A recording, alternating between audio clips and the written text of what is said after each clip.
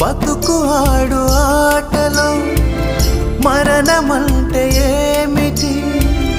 ఆటలోని అలుపు వంటి చిన్న మలుపులే జీవితాన్ని అందక జీవమెళ్ళిపోదులే,